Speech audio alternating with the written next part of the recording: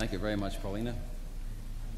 At this time, I should like to insert a true and humorous account of an experience I had one day while doing research on the wildlife aspect of our National Park series. It seems that a bee had entered my studio, and as bees sometimes do, this one attempted to escape through one of the closed windows and set up quite a buzzing disturbance. Now, I happen to be very interested in sound effects and immediately decided to tape record my captive bee. This I did by using a glass jar for amplification and a long-stemmed microphone, a very long-stemmed microphone for obvious reasons. Here on tape is the recorded sound of that bee. First, a normal sound, which incidentally is the A below middle C.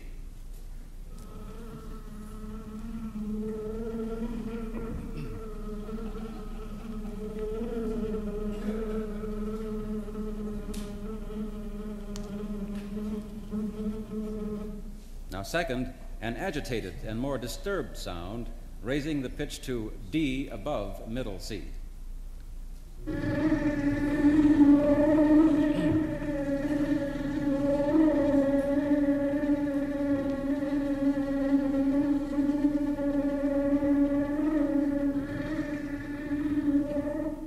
Now at this point, I'm sure you're wondering, what does all of this bee business have to do with the symphony concert?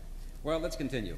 Being a musician and very inquisitive by nature, I started to wonder if the great Russian composer Rimsky-Korsakov had actually experienced a similar incident when he got his inspiration to compose The Flight of the Bumblebee.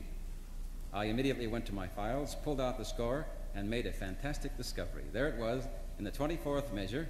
Mr. Korsakov actually did simulate the sound of his Russian bee within the orchestration, and furthermore, he used the same notes, A and D. Now listen and see if you don't agree.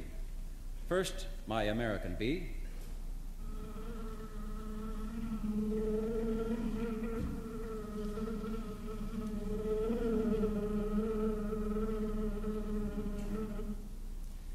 Now, here is Mr. Korsakov's orchestration played by the band.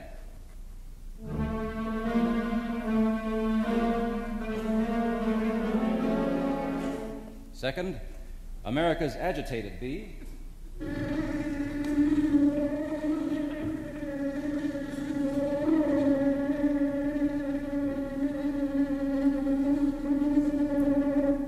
And again, Rimsky-Korsakov's version.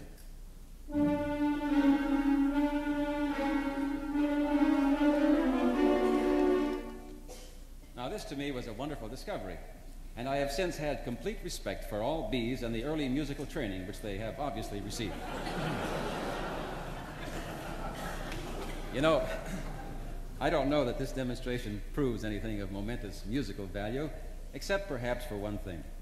We here in America may not see eye to eye with the Russians on many issues, but of one thing I am certain. At least our bees are in tune and definitely sound the same A. Here now, ladies and gentlemen, as performed by this superb group of young musicians, is Rimsky-Korsakov's brief but technically demanding and absolutely charming The Flight of the Bumblebee.